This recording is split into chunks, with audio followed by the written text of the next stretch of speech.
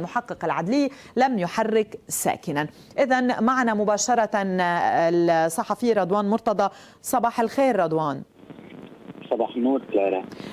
أوردت مقتطف من اللي كتبته لأنه محاولات الوزير الصراف بحسب ما قال كثيرة، وهناك كما قلت معلومات جديدة وموثقة قد أغفلها أو أهملها تحديدا كما قلت القاضي صوان. تفاصيل أكثر معك، كيف كانت محاولات، بأي طرق حاول الوصول إلى القاضي صوان الوزير الصراف؟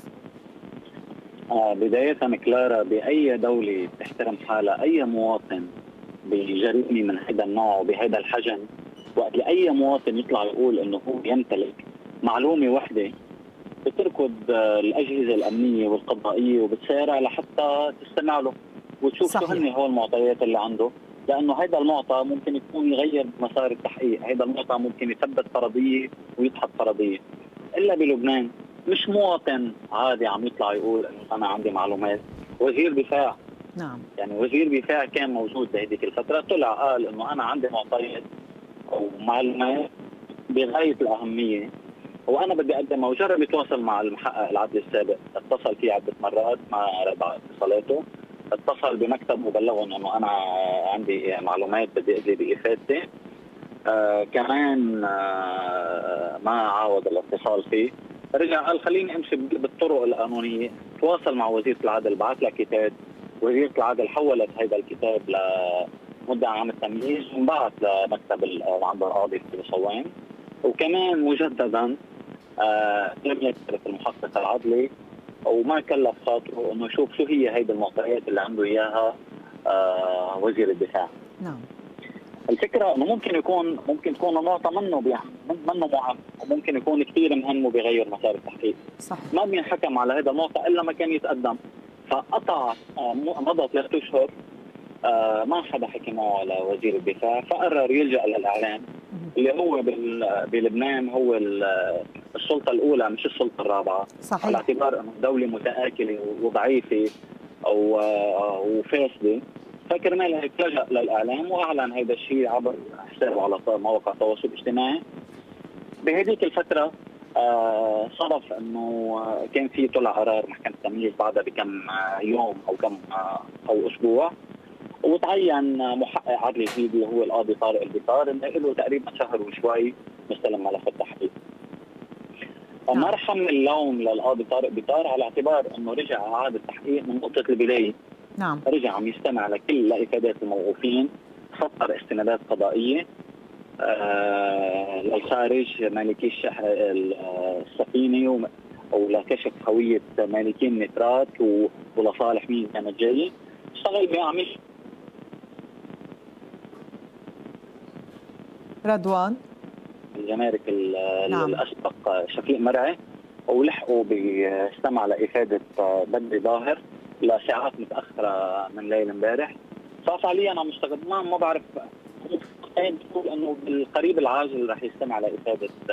ما هي هذه المعلومات التي بحوزه وزير الدفاع السابق؟ بحوزه وزير الدفاع السابق ملف متكامل، ملف كبير، في معلومات جديده وفي مجموعه تساؤلات وفي ربط او لهيدي المعلومات اللي موجوده. ولكن ابرز شيء او اقله اللي قدرت احصل عليه هو انه في معه وزير الدفاع صور جويه لسفينه روسوس وقت اللي فاتت على لبنان، طوال على مدى مراحل، يعني كل شهرين كل 3 اشهر، وكيف كانت عم تنتقل هيدي السفينه من مكان لاخر، كانوا عم ينفتحوا العنابر لها وعم يتسكروا بحسب الصور اللي موجوده، الصور الجويه. نعم.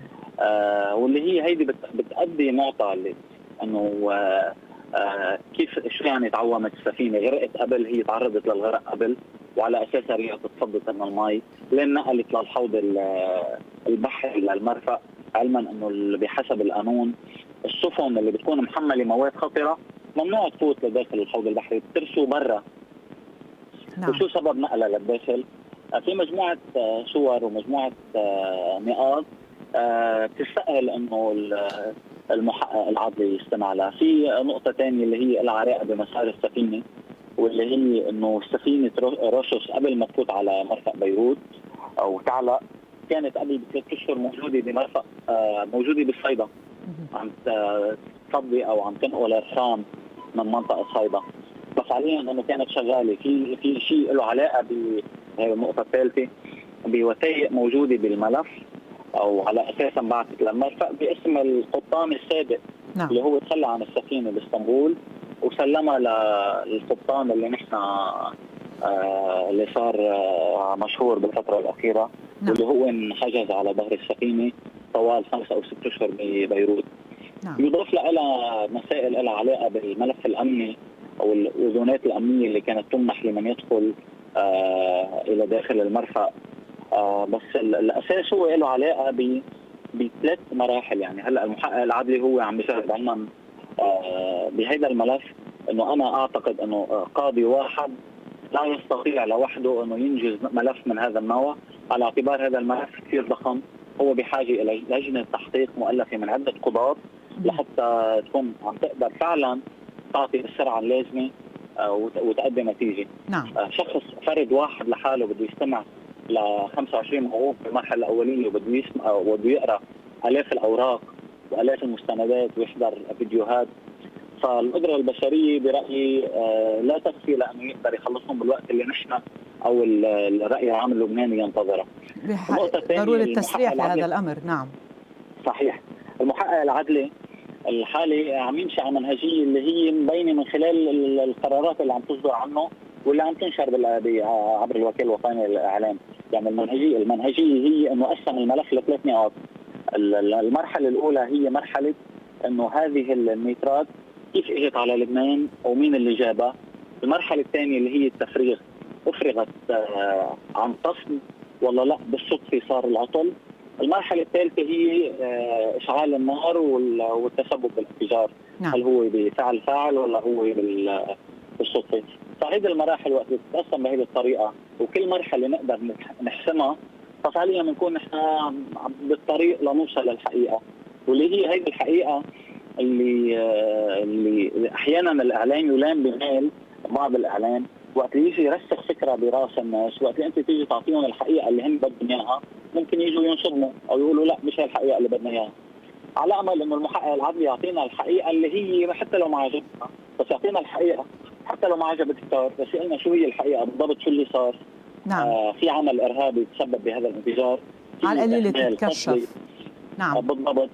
من المسؤول ومين يجب ان يحاسب بهذا الموضوع، انه ان لا تقتصر هذه المحاسبه على محاسبه الضعفاء. يعني نعم. ما يكون في موظف ومدير وفلتين برا وما في مسؤوليه على الموظف.